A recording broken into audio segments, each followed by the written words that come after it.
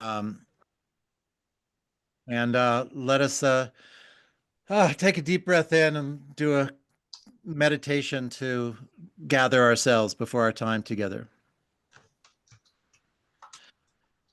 Imagine, if you will, the sensory life that you have, the ability to see and hear and smell and taste and touch and intuit. And some days it's very acute, and in some moments, some more than others. And imagine the inputs that arrive to this data sensory life we have. And imagine these things coming across you like breezes, like winds. And the invitation today is to be ultra sensitive to the breeze of new ideas and to the winds of concepts you're unfamiliar with, and to awaken to edges and frontiers beyond which you've considered before, and make myself available to expand into these new areas in a way that could conceivably be life-changing or life-shifting or attention-grabbing. Every time we come together, our root system deepens, and it is exactly like a mycelial network. Your familiarity with one another on this call, your familiarity with the compilation of new and stretching concepts. Uh-oh, is my voice checking out? You're good. Okay. So, um, I had my eyes closed. Uh, with that attention towards an expansion of your awareness, largely through hearing and seeing today, let those breezes land upon you. Let them awaken new edges to your awareness, and let me bring my best self to our time together. So, Rich, I'll use you as my guide. Did my voice come through on that? You can It, just give me a thumbs up or down. it was Okay. really good. Oh, okay, great. I was hearing voices broken up while I was doing it, and I thought that was mine. A little Okay. hiccup, Oh, but you're fine. okay. All right, everyone. I'd like to introduce my friend Per Stoknes. Boy, the introduction could take 15 minutes. Uh, the first time I laid eyes on Per was at a gate at the San Francisco International Airport on a red eye to Panama, I think. And I saw he and his wife, and I got this overwhelming feeling that I would know them. And then at midnight, we boarded the plane, and in the darkness of the cabin, I saw them walk towards me and move on to the same row as me, adjacent, row 6. But of course, I was on the window and they were on the other side, so there was no way to connect. I didn't see them again for a few days. And then I went to meet Danielle Cooperman at a hotel in Cartagena, Colombia. And I look, and who is he sitting with but Per and Anna? And I went, of course. So my premonition was true. And we acknowledged having seen each other before. And next thing I knew, we were on a trip in Colombia together. I got COVID and had to remove myself from the trip. Per and Anna came and visited Maki Pacuna in the Biosphere Reserve and met Rodrigo and Rebecca and some others. And since then, I was invited to join Per back in the Amazon in some work that you'll hear about in Sherimensa and Kapawi and things with ancestral stewardship credits. Uh, and Per is a professor, an author, a genius, a future thinker, a deep carer, and I am so fortunate to have crossed paths in that serendipitous way. And the ideas that he's going to come up with today were very new to me when we first met. And now they're central to my consideration of how I move in the world. So I have him to thank for that. Um, there was something else I was going to add, but uh, I'll blurt it out later when it comes up. So thank you all for being here today. And Per, I'll hand it over to you. Well, Chris, you're always too generous. Thank you so much. I'm just a seeker among friends here, I feel. So wonderful to be invited. And I already feel the generosity of this group. So terrific. And my voice is coming through. Okay. Yeah. Good. Good to see you too, Vikram. He was on our group in Ecuador last. Yeah. So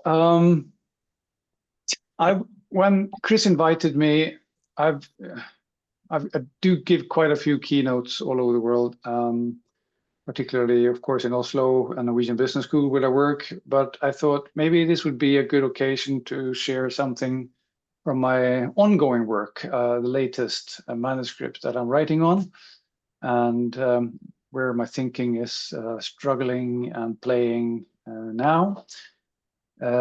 So I thought I would share some stories and maybe some images, we'll see, from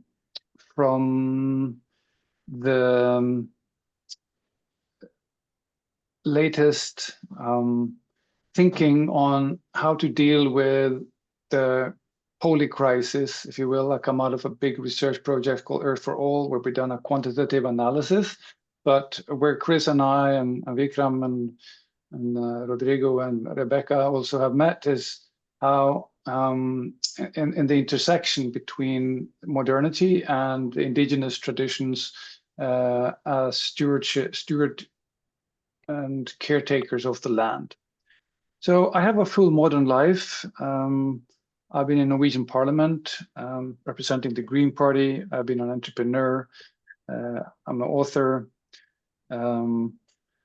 But always it's been as if I'm not really there, because another part of me has a deep longing for immersion, entanglement, participation, which I mostly find either when I'm alone in nature or with people or indigenous communities that have that much older rootedness and way of being in the world. So I don't know when it started, but possibly it started when I was about 16 years old and was walking through the library of my high school. And then there was a book with a disheveled yellow paperback where it said the unpopular series. And I was curious, and then why would somebody bother to read an unpopular book? And I had to pick it down, and it was a book by Carl Gustav Jung, and the title was the present and the future, or the undiscovered self. Carl Jung looked at what's going on underneath the modern world in terms of the archetypal self-reflective capacity of cultures to enable people to step out of their mass roles into a direct connection with the numinous and their deeper self. And that was the main problem, he has said, because otherwise people become mass people and they follow the mass, the isms, ideologies and communism, capitalism, you have what have you. And this resonated deeply with me. And suddenly I knew what I was going to become. I was going to become a psychologist, even if I had never heard about psychology before. So that was my start of how I got into depth psychology. And then when I started studying, first in Zurich and then in Oslo, I came across a Norwegian philosopher called Arne Næss through a very good friend. And he was the founder of deep ecology. I also inspired Thompson and Yvonne Chouinard and the Patagonia tradition. in the US, and it was quite big in the 80s and the 90s. It's kind of dead now in terms of a movement, but it lives inside me from those very formative years. And I've been kind of seeking that level of participating in our culture that I find missing at the Norwegian Business School. So the reason why I did go to the business school was that I discovered that as a psychotherapist, it's not the people, my patients, who were crazy. It's the economists or the economic mindset that drives their way of making decisions. And then the current questions that I'm looking at, and I try to tease out from these two traditions, depth psychology and deep ecology, are these two questions. Why did sustainability 1.0 fail? So we've been speaking about sustainability now for almost 30 years, and there's not so much to show for it, quite some, not much more than nothing. A lot of people have put a wonderful effort into it, and still we're much worse off now in terms of planetary boundaries than we were 30 years ago. How come? So many people, so much good intentions, so many organizations working on for sustainability, and we're worse off altogether as our quantitative planetary boundary science work. And the other question is, why has the West or the modern world consistently failed to learn from the much older traditions that the modern society is building on top of? How come there's been this arrogance, this total destructiveness and cynicism when meeting people who are living lives that are entangled in the more than human world in such a way that a lot of that wisdom between humans and plants and rivers and mountains are indistinguishable? Who speaks? Is it the mountain? Is it the tree? Or is it the person? Is it the bird speaking? And that way of expanding consciousness into letting a multitude of voices participate in our way of being in the world, that's being ridiculed and put under the heel violently and extractively. And as a psychologist, I'm bringing up my depth psychology analysis here and my philosopher, trying to answer, how can we explain these two failings, total failings, in a simple way that I could, I mean, I'm so happy I have a half an hour here, but I could also condense it and explain it to my students in 5 to 6 minutes. Just like I did in my previous TED talk, I took 300 studies and put them down to 5 psychological defenses against climate science. The distance, the doom, the dissonance, the denial, and identity. And now I have coming up with 3 deep assumptions that I think can explain a lot of those 2 grand failings. So underlying modernity and its industrial economy, from these 2 traditions, about 50 years of eco-philosophy and deep ecology and 100 years of depth psychology, there are 3 pillars or foundations that are mutually reinforcing, and they make us, me as Westerners, lose both the depth of transformation we need for a real sustainability and our capacity to tune in to and learning from our elder brothers and sisters. These 3, I'll mention them right now, and then I'll spend the rest of the time deepening them. The first is separation, or also in philosophy called dualism, building on the subject-object distinction, where humans are on top, almost as I am now, on top of this landscape behind me, and how separation is built into language. So as soon as people learn to speak Norwegian or English, and each time we speak those sentences, we reproduce that separation. So one thing is kind of bashing separation. Another thing is understanding how it's built into our linguistic brain. So when I cut a tree, for instance, it's a subject doing something to an object. And that's a particular way of speaking, and it reinforces the depth of separation. The other, which I'll get back to too, is reductionism, and how becoming a scientist or an academic or an economist implies to learn how to reduce a living web of life to a certain key metrics, and then instead of relating to that fiber network or that fabric of life, I relate to the world and value it through those select metrics that somehow attain a status of being more real than the life world, as phenomenologists call it.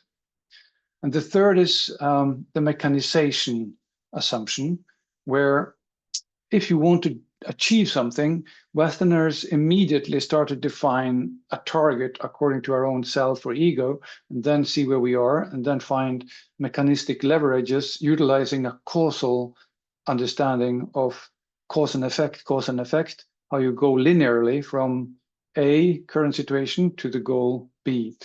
And that underlies all managerial philosophies and most policy development. And it locks us into those top-down control positions where we lose out to a wider intelligence, particularly when combined with separation.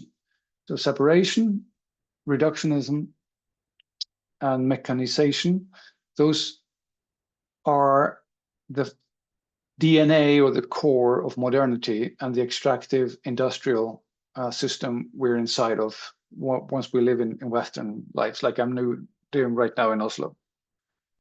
And together they blank out indigenous wisdom, the irresistible wisdom, as long as they're unconscious, and we're programmed into that way of seeing the world from the first day we meet up at school. So a few stories. My maybe most vital and dramatic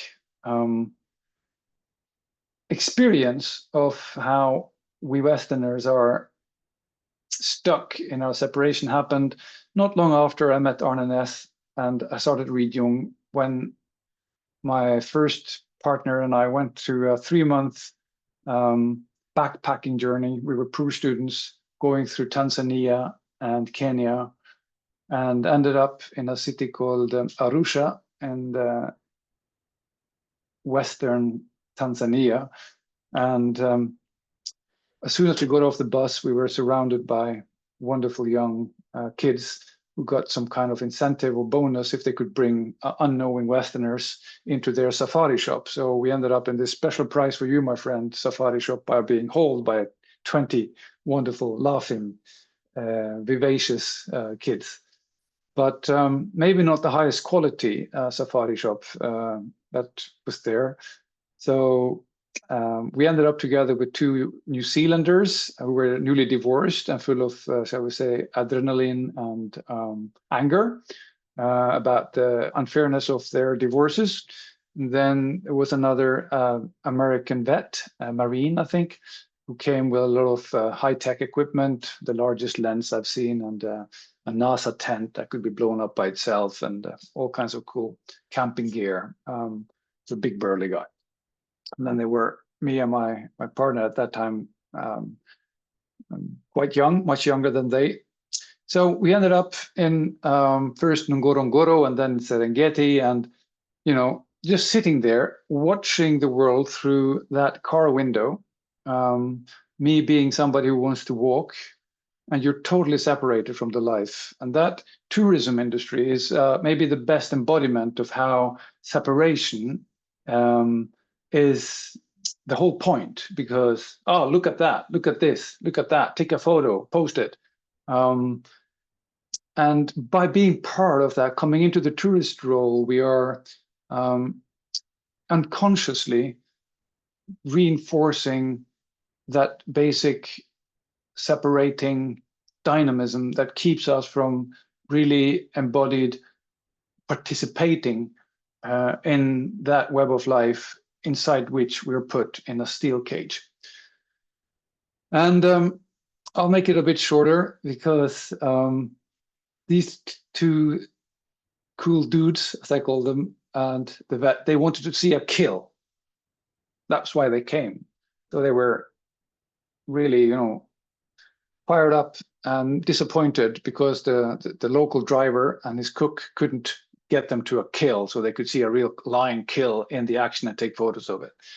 So they pushed him to drive further and further in, and he said, well, we can't camp here because this is where the lions go hunting at night, and this is outside of the tourist safe areas. You're just trying to be, no, go there. So they were really intense domination of this local driver, and Matuki, I think was his name. And so he gave in, because I mean, the customer is always right. They learned that. And then we camped far in. And at night, when we were in our little bad camelback tent, it was a special price for you tent, different, you call it, these guy lines, and the pegs were broken. And so I managed to get the tent together. And while we were getting into our sleeping bags, we could hear far in the distance.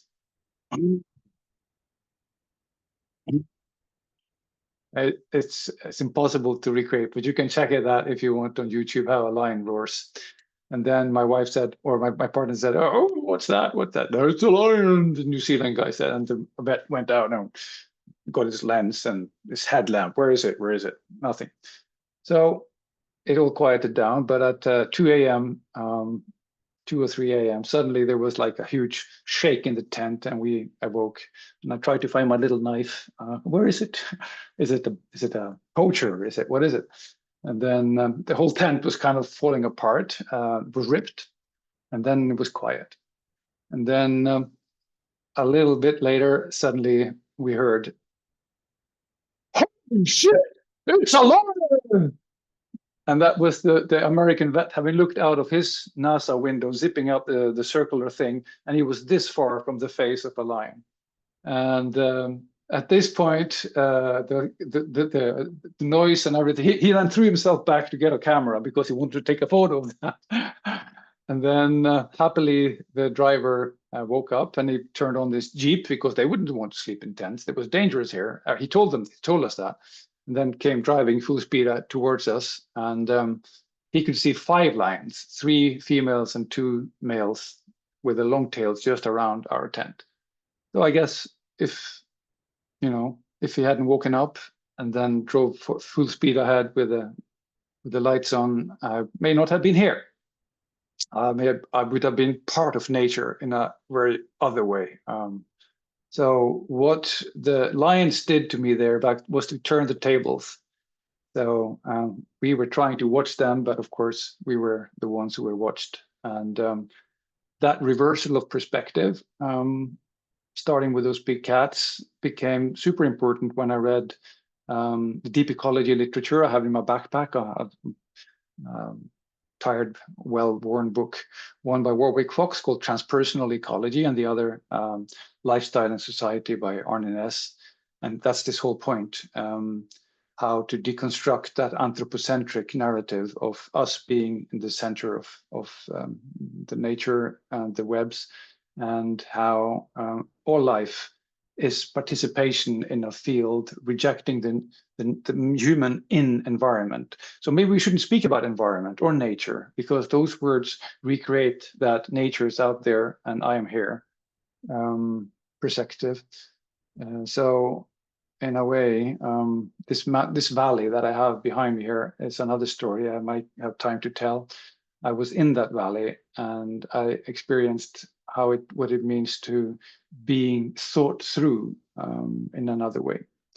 So I'm mentioning this because this story to me afterwards have been like an exemplary situation of how Westerners like us ignore the local context, ignore the local knowledge, and try to command out of a position knowing the best, and then all the time recreating that separation that we're through tourism trying to get out of.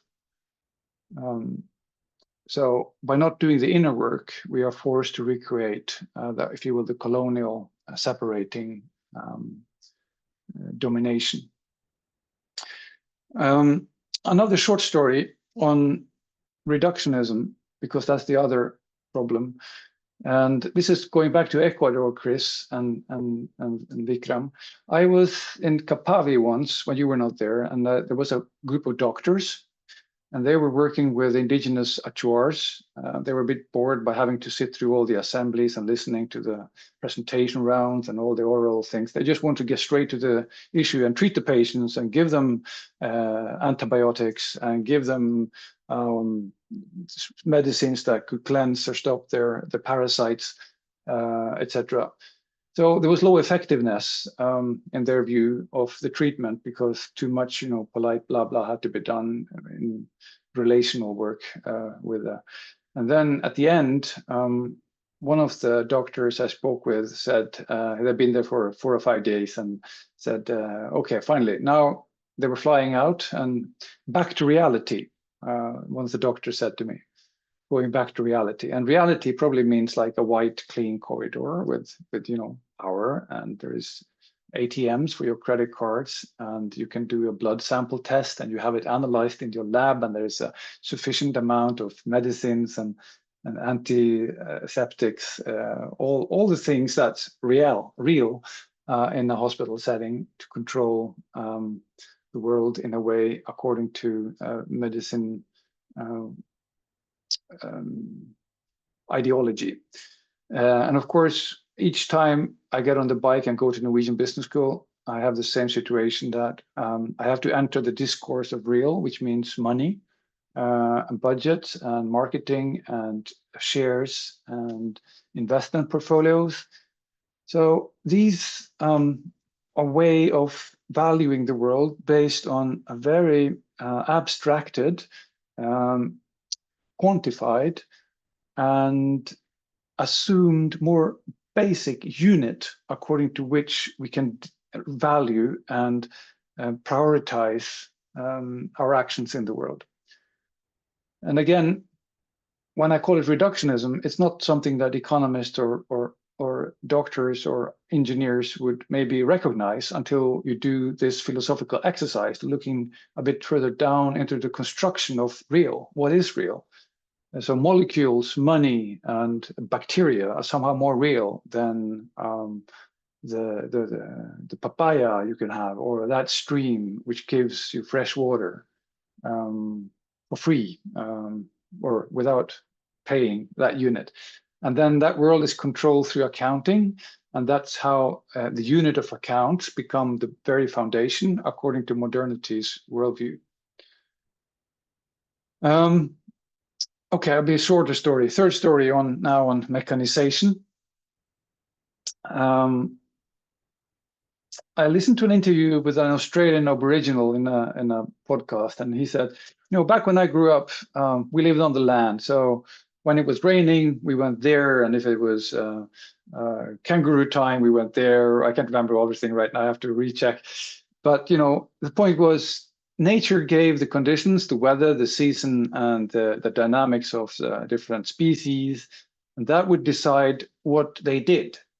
So a lot of the year is responding and participating in those natural situations, variations, seasons, and being sensitive to when the ants come and when those birds come and all those things. So he said, Mother Earth is the boss. She decides when we go, when we stay, when we do this, when we do that. But now moving into the city, suddenly he has a new boss. It's no longer Mother Earth, but it is this thing here. The clock is the boss. The clock decides what you do, where you go, when you get up, when you go down, when you, whatever. It has to be, you're giving away your authority to the clock. And of course, the clock is the primary metaphor of a mechanized world. Newton understood the world as a clockwork. And this mechanistic approach to understanding the world is so foundational, we don't even think about it. So when we speak about what's the mechanism for making this scaling work, that mechanization metaphor is already there in our language again. So these three stories the lions, tourist view of a lion over there, me here, lying there, the medical bacterial reality more real than the stream and through that forest, and the clock becoming the boss without us noticing. Let those three stories sum up the modern worldview. And then what I'd like to speak about is how indigenous people have another worldview, another type of assumptions. There's so many indigenous cultures, we cannot speak for all, but I try to imagine if we want to do a rewilding within in the Western modern cultures, how should we go about it? How can we regain a level of understanding that do not alienate us from the way that separation, reductionism, and mechanization do? And again, just by trying to be pedagogical, I put up three complementary words that sum up a two-eyed knowledge or two-eyed seeing. So the point is, I don't want to just to bash or degrade the modern worldview, because a lot of good things have come out of it, but we're severely one-eyed, and without knowing that we're one-eyed. And with that, we lack the depth. So opening the other eye towards a two-eyed knowledge, that's maybe the key metaphor in the book of Rewilding. So how can we open up our indigenous eye, if you will, or the old eye, the elder brother's eye, as the Kogi call it? And that way of being in the world can be summarized, maybe, no, not summarized, indicated, pointed towards by three words. First is participation. So participation is a way of breaking the separation. Second is imagination, because reductionism does away with the whole and goes down to the smallest parts. But in imagination, we open up again to the whole image, the picture, the larger story that's inherent in the image or the series of images. And finally, indigenous cultures are deeply animistic. So we know there's a spirit or intelligence or whatever you want to call it in each speck of leaf or root. You mentioned mycelia in your introduction, Chris. So if there's intelligence everywhere, we don't really need to take control through mechanistic means. We can open up to collaborate with that larger web of intelligence. And becoming two-eyed, leadership, what does that look like if you're in a modern world and you want to expand towards participation, imagination, and animistic, or in recognizing the intelligence of matter itself? How do we do that in the strategy process, in finance, in leadership development? And that's what I'm writing about. And of course, stories are a key to achieving that. So I'll give you just one story because I see time is going out. And this is from Carl Gustav Jung. It's about 100 years ago. First time he came to what is now New Mexico. First time in the Turtle Island for him, being a Swiss academic psychiatrist. So he was happy and fortunate to come to the Hopi people, the Tahoe people. And then he got a friend, or he got a good acquaintance in a chief called Mountain Lake. And he tried to understand, was so inspired by finally speaking with a non-European who was coming from a more, if you will, archetypal direct world and able to speak English. So they spoke for a long time, and they got each other some level of confidence or trust. And at some point, Mountain Lake leaned forward and he said to Jung, "You're a psychiatrist, right? You deal with mad people. I understand that, because we know actually that the whites are mad." Okay, said Jung. Yeah, quite a few mad people, but are all whites mad? Yeah, all whites. How do you know? Well, they walk around with kind of narrow eyes, and as if they're always looking for something. They're always on the way somewhere else. And also, when you speak with them, they have this idea. Okay, said Jung. Yeah. A lot of people are stressed. Yeah, but does that mean mad? Well, said Mountain Lake to Jung, white people say that they think with their head. Okay, said Jung, yeah, we tend to believe that we think with our head. Is that a cause for madness, or how do you think? And then Mountain Lake Chief said, of course, we think here. And thinking with the heart is different from thinking with the head, because the heart is the organ of relationship, mutuality, reciprocity. So now, if the separation is approached, if the relation is seen from a separation point of view, then that can be healed by seeing the same person, river, or flower from the heart. And that's something we can train. That's something we can relearn, because it's still here. Also in Greek and other deep Western mythologies, the heart was the place where all things come together, the center of the person from which you relate to the center of another being. And I could say more about how the Dreamtime or the Sami people speak about the small peoples that are living underneath the air. I just want to mention how the Achuars reimagined the world in their creation story, because first there was a big tree, they say, and then that grew beyond bounds and it covered the whole of the sky. And one day the big tree fell. This was, of course, the tree of life. And then the big stem became the Amazon, and then the branches became the different tributaries, and the smaller rivers become the branches on the branches. And finally, this Pastasa River that we live along is a key branch on the larger tree of life. So now you're living inside a treed being, so to speak. And the Sami people have very similar, but for them it's the reindeer. So everything you see here is created from the sacred reindeer cow that the ancient Djupmele, their god, made the world from. In that way, we're living inside the body of a sacred being. We're not cannot reduce that to kilograms or hectares or dollars. So we need another language to speak about that way of valuing, how we can restore value in a modern context based on some of these indigenous traditions. So let me end here this first session. I think I used more or less my time now, haven't I? I just wanted to share this one. We have plenty of time, Per. Okay. So you see this? Yes.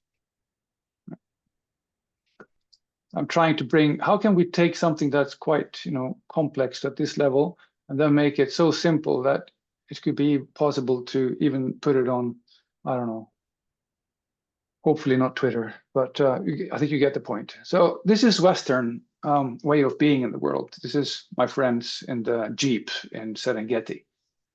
And then we need to practice and build relating through participation, through imagination and animacy, learning the grammar of animacy, as Robin Kimmerer puts it in the book Braiding Sweetgrass. So in one slide, trying to illustrate what it means to become, to rewild oneself, not by discarding the Western modern tradition, because there's a lot of value there, anything from anesthetics to dentistry to simple water cleaning procedures. But the danger of being that one-eyed being in the world and thinking you're grasping the whole, that is what is underlying both the failure of sustainability so far, sustainability 1.0, and also why we're unable to really absorb and bring in the full wisdom of our elder brothers and sisters. And I don't know, unfortunately, Chris, on that trip you mentioned you became ill. And I have a photo here of how that ancient elder tradition of the Kogi are reweaving their thoughts into the thoughts of the world, and by doing that, healing the world. And this was, oh, sorry, yeah, there we go. I'll bring up that in full. So this is Daniel Cooperman, whom you mentioned, and this is the Mamos we were traveling with, and we come behind here, so they go first. And this is Mamo Alfredo greeting the sacred stone as an expression of the lines of the energy and the intelligence of the land. And then these are special energy grid lines connected all to the Origo, or the top of the Sierra Nevada Santa Marta Mountains. And then we are here invited to weave our thoughts, participating in imagination and valuing those qualities that these places embody, and praying for their regeneration together with the Mamos, weaving our thoughts into the thoughts of the world by having a piece of cotton in our hands. And this piece of cotton we got from the Mamos, and as we were thinking, that cotton bud got firmer and firmer. And then at the end, after when maybe 20, 30 minutes, we gave it back to the Mamo, and the Mamo took all that valuable thought of the world and gave it back to the sacred place. And this simple act of giving back our best thoughts, our expanded consciousness in honor of the holy in nature, is also something that the Sami do. And they do it sometimes with a blood sacrifice. When they've got a reindeer, they make a blood sacrifice, they bring that to the sacred stone, and in that way, they honor the animacy and the regenerative capacity of the earth, or if you will, the vulva of Mother Earth. So they bring it here, and from that place, when the blood is brought back to that sacred place, that's a way of enabling the regeneration of and the flourishing of all life in those lands that these are stewarding. To the one-eyed politician or economist, this is madness. To those who open both eyes, it is something that Western culture has to open up and strive to, so we, the younger brother, as the Kogi call it, can maybe one day approach the level of wisdom that the elder brothers have been living for millennia. I think I'll end there, Chris. Well, I can barely imagine taking the time to break out because I want to jump right into questions, but I too have a brief story that perhaps illustrates what you've been describing. And that is in the Kumulipo, which is the Polynesian or Hawaiian origin story. Some of you, if you've watched Moana, are aware of the idea that Maui fished the Hawaiian Islands out of the Pacific. And of course, from this single one-eyed view, we look at it and say, that's crazy. He did not pull the islands up about a fishing line. But if you put yourself in a canoe, so imagine yourself in your mind's eye in a vast blue sea where there is nothing in any direction, nor has there been in days. And then all of a sudden someone says, land. And as you move closer to it, it gets bigger and bigger and bigger. And the leader of the ship, or the navigator, was Maui. Would it not seem as if he was pulling that island up from the depths? And that would be as legitimate a story as any description. So I have so much spinning, which is a great testimony to your presentation, Per. So Rich, I'm going to put it over to you now, because we're going to break into groups of 3 and take 2 minutes per person, roughly, and share the provocations that have come to mind in our 45 minutes with Per, and then we'll return and we'll open it up. Sound good? Sounds great. Great.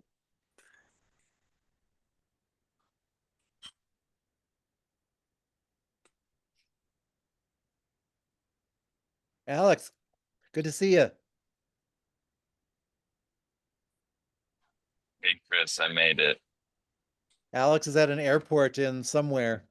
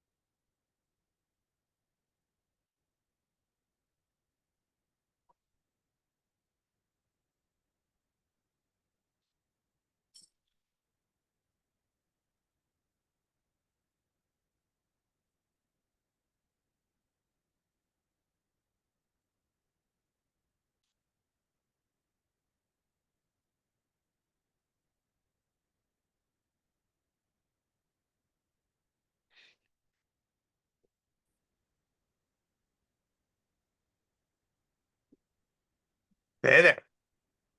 There's only two of us here. I think they're all coming back. It's Oh, 35 seconds. what do you mean? I can see them talking in the rooms still. So when I hit close the room, it automatically puts a minute on it. Oh, Yeah, it's learning all those pacing things. yeah. You know, And when you say see, what do you see? Do you see a clock or do you see I people? could see the rooms, and then there's microphones, and whoever's talking, Oh, it's got a little visual. oh, excellent. Hello, Pat. Hello, Mary. Hi. These calls are so hard for me because I just want to grab you and go in our own room. Not prepared to speak. It's like,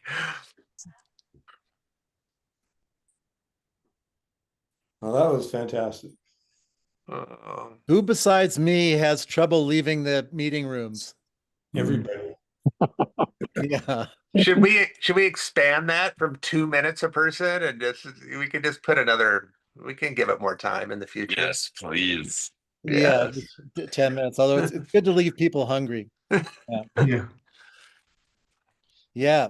So, we have 30 minutes or 25 minutes on my schedule for us to engage with each other, engage with pair, bring up things that came up in your breakout sessions. I know I could probably fill in the 20 minutes, but I'll go last. And so anybody who's got something, please. I'll kick it off with Per. I just want to thank you. I think that not met you and hearing your voice and your message, it's something that's been rattling in my head for quite a while. And our time together in the Amazon for many on this call and experiences I've had and the discussion around the communication of the climate change and the crisis that we're all facing, and having worked at Patagonia for 7 years, Mm.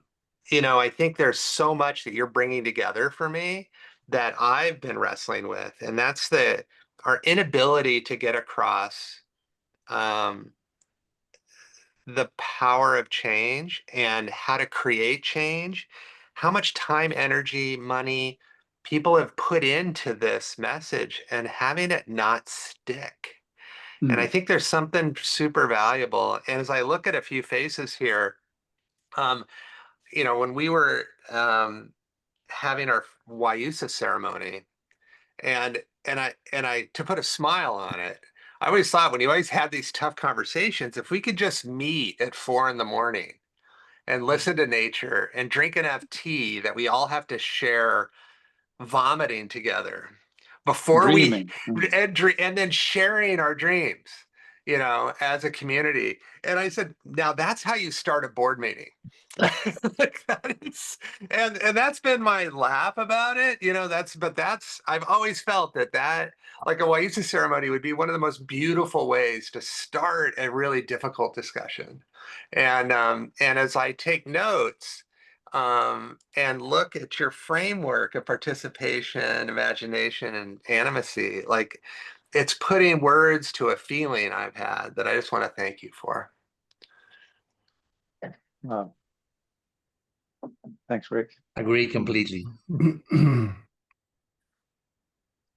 I can talk a little bit. I too want to thank you, and my brain was blown, and Vikram and I felt like we just could not quite get enough time. But one of the things that he brought up beautifully was his experience of, his kind of initial two-eyed seeing and going back to India over the years from London and becoming aware of this kind of shrinking of this one-eyed seeing and even of the continent itself, right? And so because I'm an educator working with these 18 to 22-year-olds, I see this window of development that where they're open and flexible. And also as a middle ager, I'm starting to become, again, a soul seeker and a spiritual seeker, like I wasn't maybe in the previous decade or something like that. And it seems to me like your framework it is so powerful, especially during these periods of developmental transition where you can get in there and shift people's seeing. And I'm wondering whether, because you said very clearly that these things can be trained. And I want to hear anything about how you're doing it, how others are doing it. I can certainly imagine immersing young people, for example, in the Amazon and having that experience, but I'd love to hear a little bit more about that from you. Should I jump in here, Chris, and answer that, or should we? We've got plenty of time. Yeah. So what I'd like to share then is maybe what happened just, if I will use about 10, 12 minutes, maybe a little bit longer, because I had just such an powerful experience, exactly what I've been speaking about, and bringing some of that Kogi wisdom and the Achuar and the Sapara wisdom back to me. So helping then explore the Sami inheritance of Northern Norway, because I always learned that they were Christianized and colonized 300 years ago, and there is no longer any living Sami culture left. It's just the tourist reindeer and midnight sun and the aurora borealis things that left. So the picture that's just behind me is from one of the core Sami areas. It's called Rapadalen in the Sarek area of northern Sweden. And 10 years ago, I was there the first time coming into this valley. And I will now share my screen because I'll give you some photos of what happened. And it shows exactly how that other eye becomes vibrantly alive. And I think the story I'm sharing is very personal and unique, but I think it will remind you also of similar experiences that you've had I'll do the full screen share because it's just to share. Then, oh, sorry, there we go.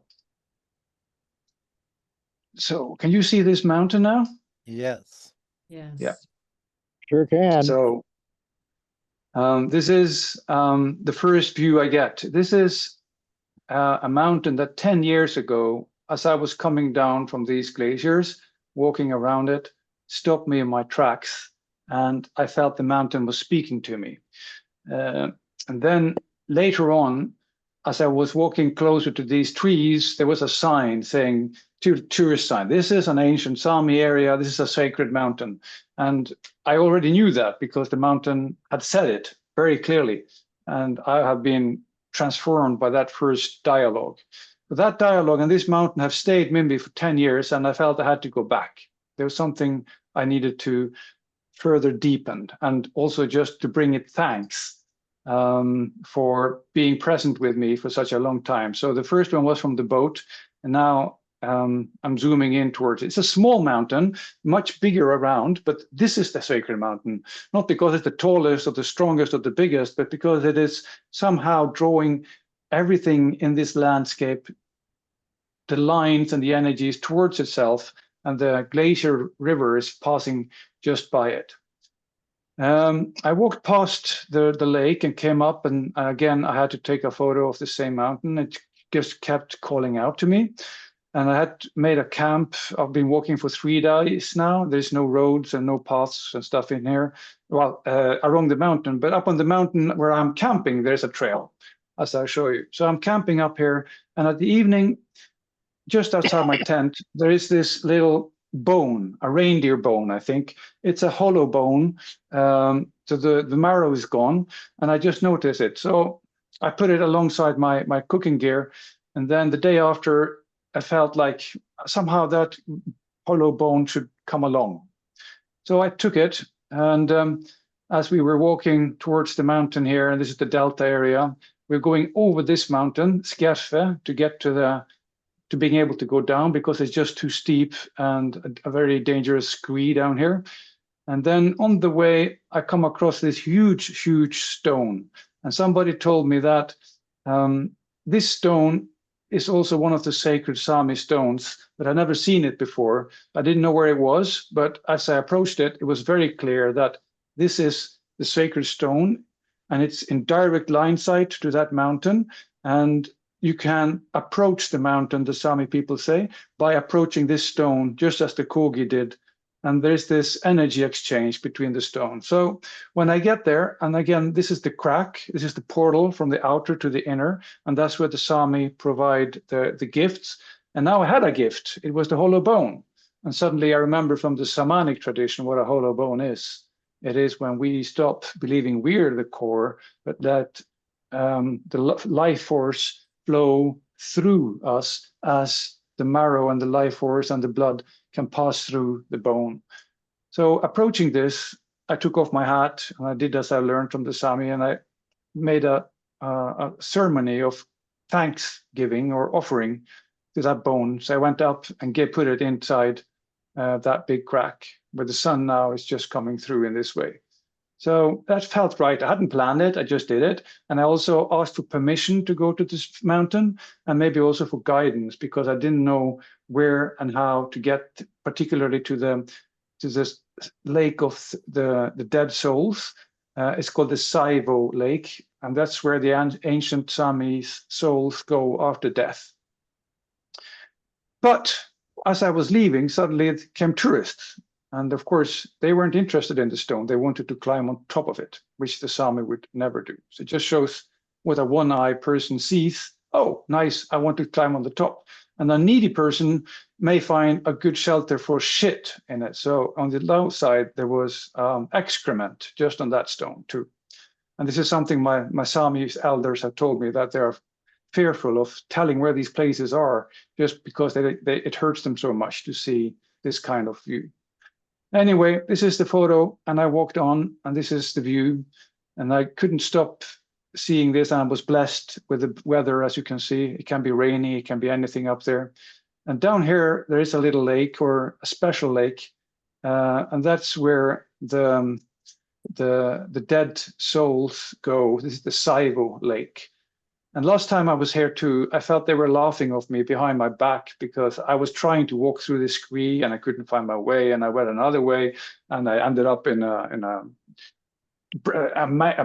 impenetrable jungle of branches, struggling with my backpack and the mosquitoes and the flies. And they were, ha, look at this guy, he's walking the wrong way. He has no idea what he's doing here.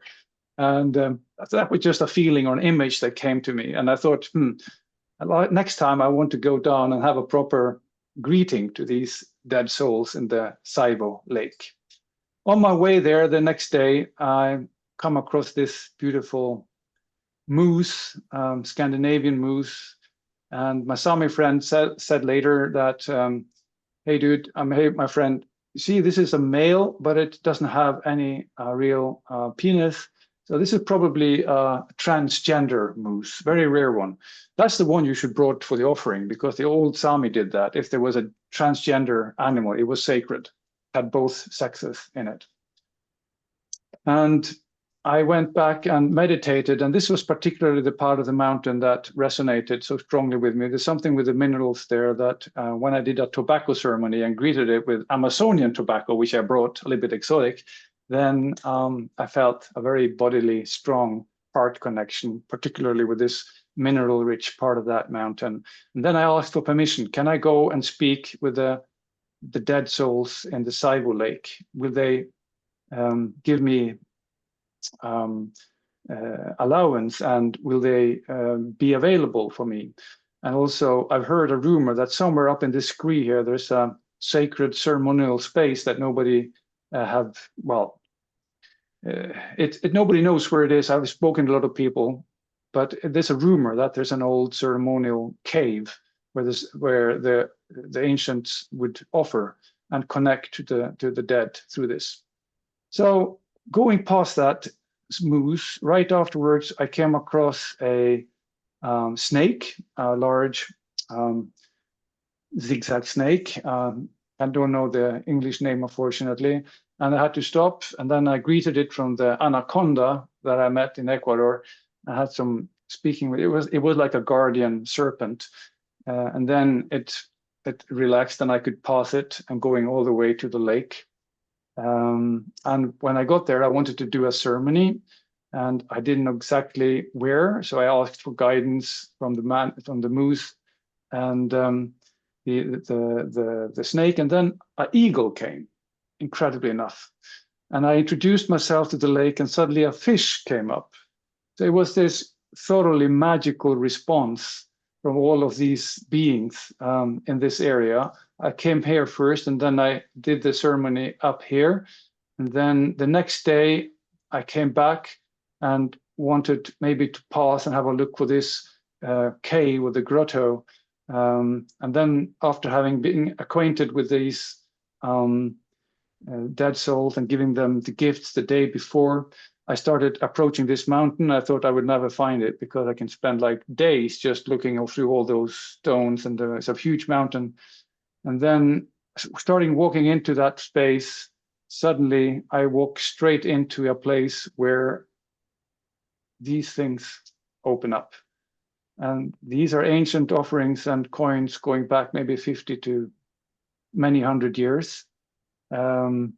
And this is the ceremonial cave that nobody has been able to find for a long time. And I was guided straight there by these beings, these souls. And this is an ancient way that the old Sami would make a message to the god. They would dig it into that wooden piece and offer it to that sacred place. So I did a large thank you ceremony, and I felt so blessed that I've almost never felt before, because it felt received, the intelligence of the animals and the lake and those souls still living in that lake. Once they felt respected, and I spent 3 or 4 days in this area just to kind of make sure that I was walking appropriately and gradually. This is my knife, my walking stick, and this is how it looks when I look from the inside and out. And it's very hard to find because these are quite deep cliffs here on the left side. So the day after I was supposed to go, but there was a storm coming, and then I couldn't go. So I had to spend the whole day just meditating and thinking through and bringing thanks before I could, the lake calm down. And I was able to cross the lake on a small boat. And then I walk back the long path to Kvikkjokk, which is the small Sami. So I think I wanted to share this story because it's not about me. It is about what happens when you open the other eye, and then the intelligence of the land can guide you. But if you have only the one eye on, you never hear those voices. You never respond, maybe. So it's all about how can we do that in ourselves and also sensitize others to take these images for real.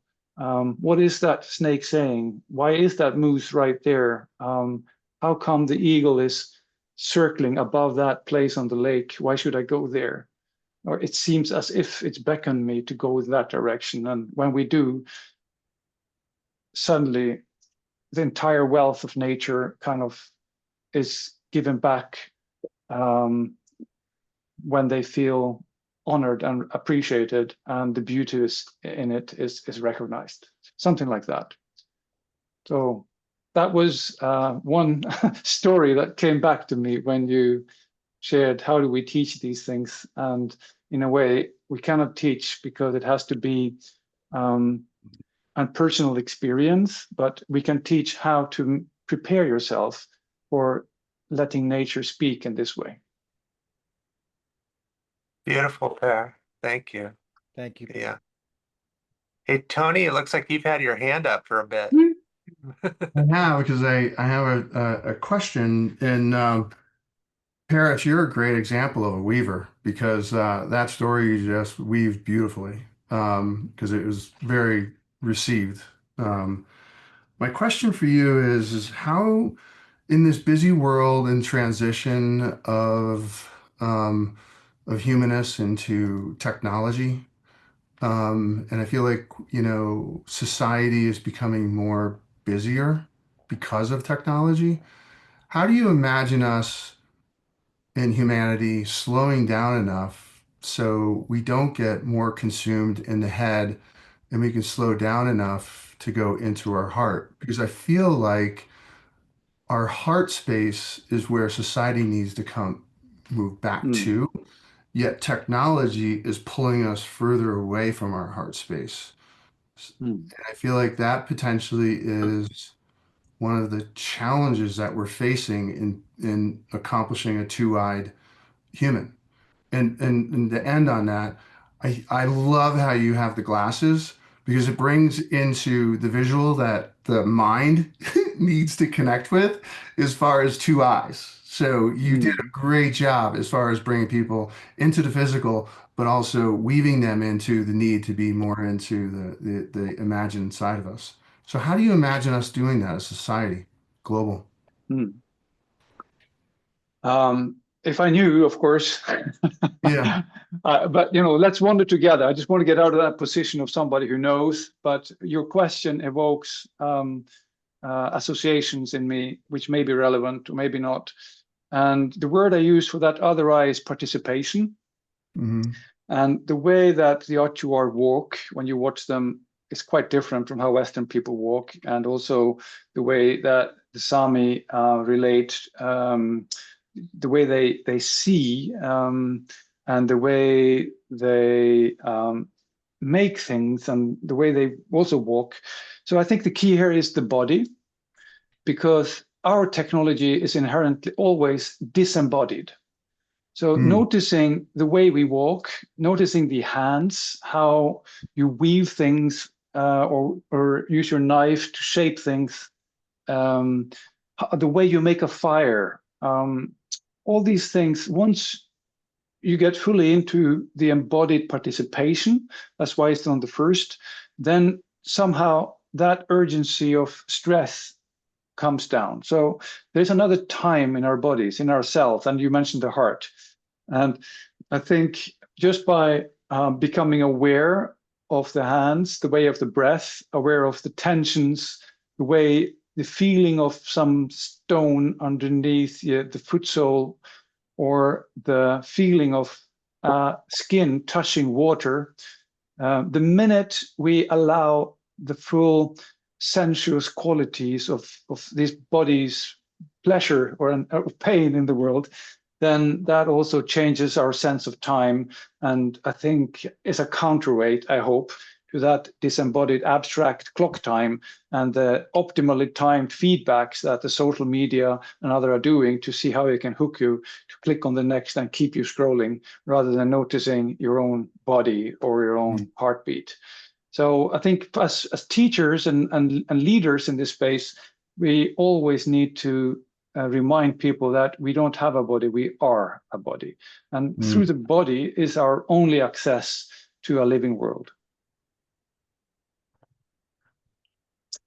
And then also, in terms of time, if we go to the second point of imagination, I don't know how the Disney guy spoke about creativity, but for me, creativity is not something I have or you have. It is a creativity of the world itself, particularly the air, how the air brings images together. When I see that relate to that mountain, it's the air that is opening up. Sometimes there is fog.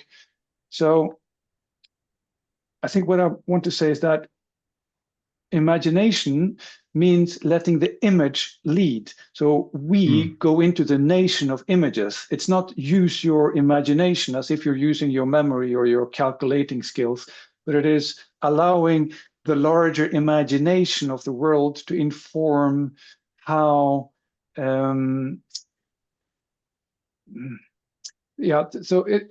lost that thought, but it's the autonomy of the image. It knows something that I don't know.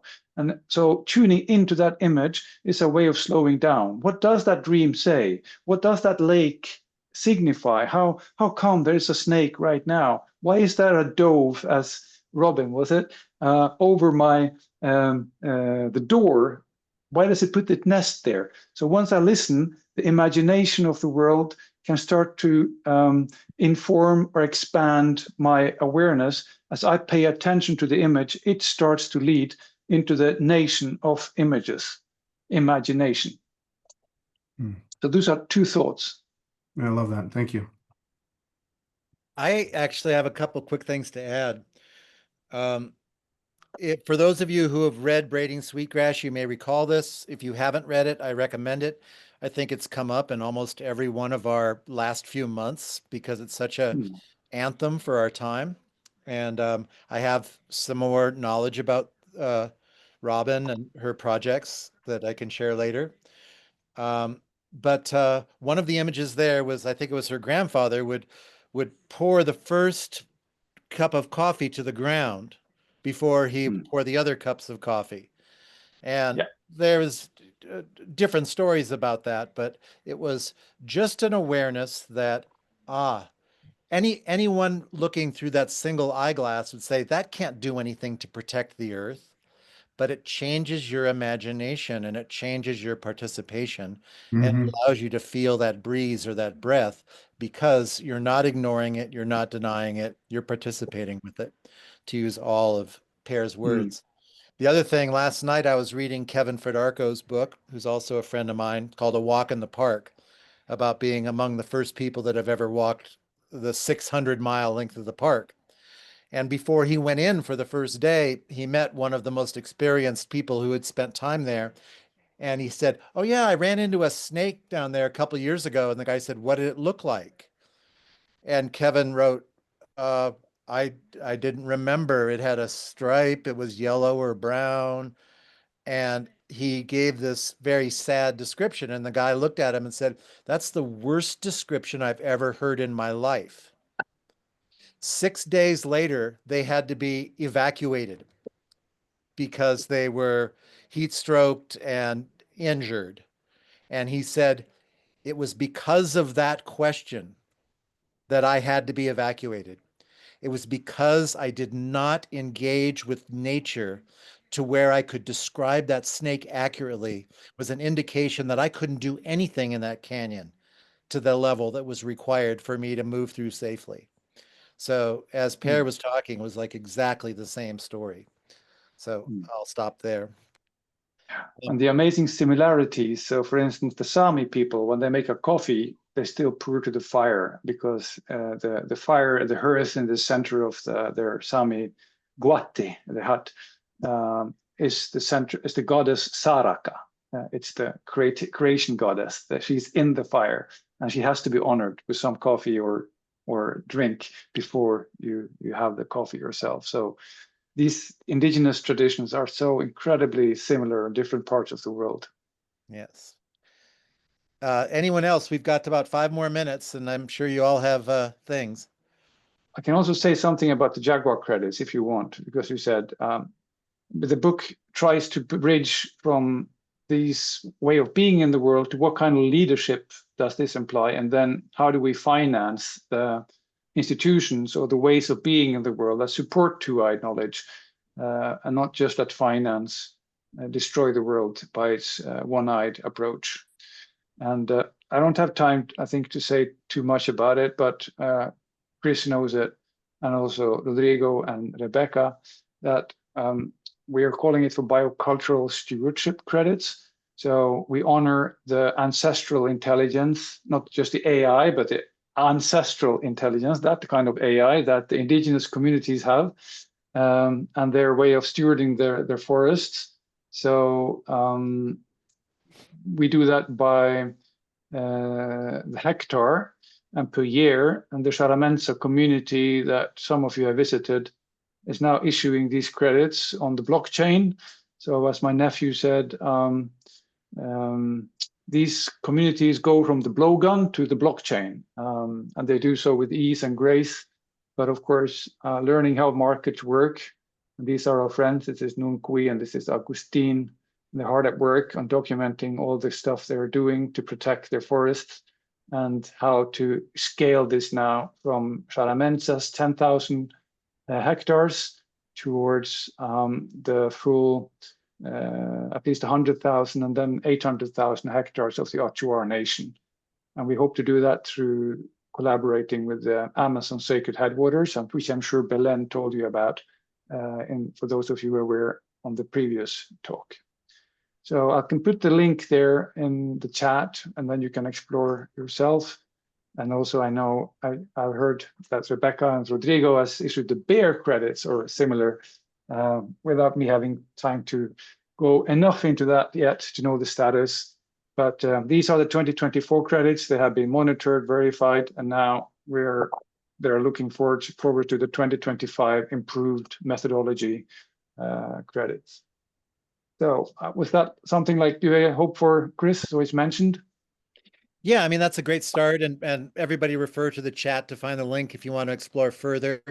Also, it's clear that I'll be taking another group down to Ecuador in the next 6 months, perhaps sooner. My knee is not ready to go right now, but I'm sure the time with Belén, the time with Per, and others will at least intrigue you about the kind of experience we can have there, both in the Andes and in the Amazon. So yeah, and just to bring it together with my topic, I think this is like two-eyed finance. So that's why I'm trying to write out, not just philosophically and psychologically, how we can engage with the animacy and the intelligence of the wider web of life, but also how to bring that into our financial institutions. And then we need to change the unit of account. So we don't do a one-eyed reductionism to just one type of value, but we can have many dimensions of value, each with their own methodology and now place-based. So it's not just any dollar in account. This is a hectare per year, which has a value in itself, given the unique life that is on this hectare.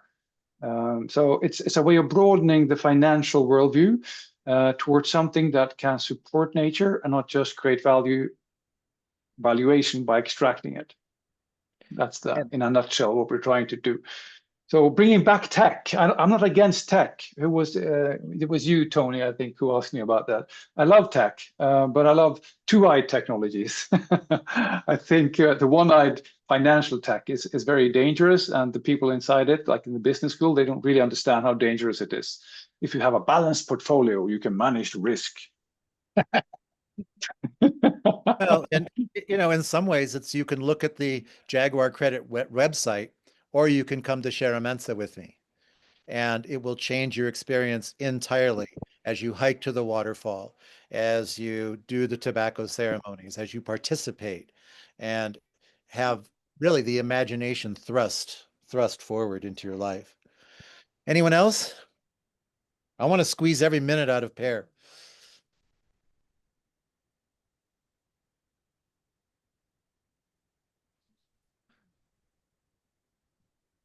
Okay, well. Okay, I can do a last very short one. So back to the pedagogical question, which is now I take all my classes at the business school out of the room and I bring them to the river or the stream going not too far from and then I let them become aware of how the water meets their hand. And then I let them say thank you to the river, because without that river, the school wouldn't be there, because the river has made the whole valley in which we have been staying the whole course. So simple ways of making people aware of the place. That's a basic pedagogical approach to break the spell of the one eye. Where are we? We're at this river, and this water is flowing through the coffee cup when you drink it in the morning, because that's where the water comes from, right? So we are the river are us. It really resonates with them. Of course, they go back and then write their thesis and they forget about it, but still, I think somehow their heart has been touched. Well, Per, it's 29 minutes after the hour. Thank you so much for giving the time of day. I know it's nighttime for you over in Oslo. So Per is different than all of us further west than him in that regard. So thank you for being present. Another inspirational talk. I imagine there's questions that are going to come and things that people wish for. Isabel. It says in the chat here that Rodrigo has a question. Chris, I don't know if you want to close. Oh, I didn't see that. Oh, yes, Rebecca. Yeah. Like Per mentioned, we are working with the bears. Bear credits were in development, but over the past 6 months or so, we have had a development and not steering away from the bear credit as such, but coming up with a more, I try to explain, with a concept that will allow, hopefully, conservation to become profitable in the good sense. And my question to Per is because we are actually looking at the following the methodology that ERA developed for the bears, where we've adapted it. The question is, how far from now do you see that these will become also profitable for Shara? Because it seems to me that so far the way the credits are being developed, it's kind of like at cost, right? Whatever it costs to conserve, it's what we're trying to raise. But in order to appeal to the rest of the Western world, somehow the model, even to the indigenous people that have more contact with the Western world, having some extra additional amount of money, a little profit, that they can buy not just the computer to do the monitoring, but maybe perhaps, I don't know, a different type of shoes that they fancy. When will that happen in the model? That depends on how clever we all are in making them credible, durable, and attractive to the buyer. So this is developing the demand side of the market. And we are working on the demand side. For instance, the next step is to approach the Jaguar car company to see if they are willing to put at least one credit per car they sell. And then if that happens, then the price will go over the cost, and then there will be a profit, as you say. But we're not going to give all of the profits to the indigenous communities right away. We want to put it into a sovereign wealth fund for that indigenous community. So it's a generation fund that can go for the long term. Sounds like a great thing. We need to talk. And David, we talked about that. Yeah. Okay. Well, reach out to me. Thank but you. I think now you're overtime here, right? Yeah. I don't know. Yes, absolutely. Yes, this is all considered extra credit. So everyone on the call gets extra points for still being on it. I was thinking how important it is to stop on time, but that was me being attached to the clock. And If you let Mother Earth be the boss, what happens then? Yeah. But obviously there's something else in charge. So, as long as Per would like to keep the channel open, I'm happy to. I'm happy to give him an excuse to go as well. But yeah, I mean, I can't imagine that we can't go around to every single face on this screen and they would have either a question or a provocation. But you are right. I think for me, I have to, there's evening here and it's getting dark. So I think I should kind of wind down, and I'll leave it to the Western Hemisphere to continue the imagination and the storytelling going forwards right now. And then, of course, you feel free to reach out, and I'll answer as much as I can find the time for. Thank you, Chris, for making this happen. And wonderful to see Rebecca and Rodrigo again, and Vikram and all the others. So wonderful. Bye-bye for now. Okay. Bye, Per. Anyone who wants to stay, I'll hang. Gracias. I'm looking at all the. Thank you, Chris. Yeah. It's great to see you, Chris. And everybody. Looking good. Yeah. And thank you for that question to Per, Rebecca. And Robin, I haven't seen you. Rich Vikram. Vikram. Oh, wow. I don't Great know. to see you. Jill. Per is a perfect example of someone who is not merely theoretical, right? He's a politician, he's a professor, he's an author. It would be very easy for him to live in that realm of reductionist and that left lens.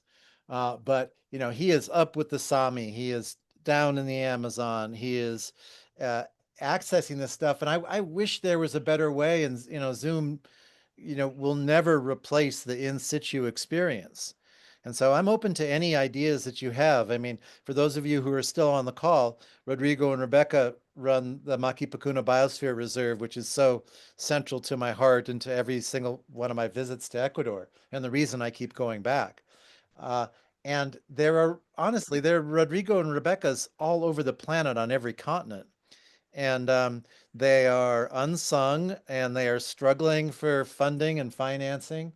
And I dream of a day where the vision of people's, and Lynn Twist is such a good person to describe this, because she says that, you know, you where you put your money, like if you give your money to insurance companies and oil companies because you need to drive your car and protect your investments, it's kind of an impoverished uh, message that you're sending to your soul.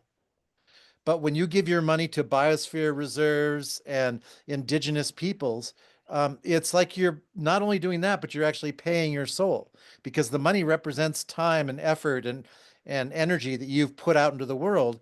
And then when you take that 40 hours a week and give it to things you don't believe in and don't care about, it is uh, it's almost like I just got the image of bleaching. It like robs nutrition from our marrow. But when we take, and it's funny because we give $500 to them, and then we give our insurance companies $1,000 a month, and we're not telling our soul that our expense of energy and work and time and commitment is going towards what we believe in and care about. And so I'd love to live long enough to see that flip, but we're going to be the ones that have to do it. And then we support one another because the people who aren't on this call aren't doing it. And then we say, I'm part of this thing. So, I own Jaguar credits. I clicked on the buy now because, damn it, I'm going to participate. I'm not going to be an audience. I'm not going to just celebrate other people's efforts. Rodrigo and Rebecca and Maki Pacuna have received, financial and time and energetic commitments, and other things. And I honestly and legitimately and wholeheartedly encourage people to look at that part of their life, not from a philanthropic thing that you brag about, but that it is central to the message you send to the core of your soul. Thank you, Chris. Thank you, Yeah. everybody. Pat, see you in the background, and Bikram and Chris, I everybody need to else. go. Thank you. Thank you. Thank you. It's great to see you again. You Great too. to see Bye-bye. everyone. Thank you all We'll for keep in touch. being here. Thank you for hosting. It's really, really big deal. Oh, awesome.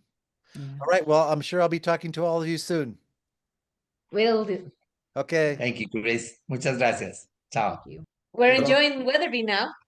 I know. That's so fantastic. Yeah. Okay, you And guys. probably adios. Andro soon. Huh? Ciao.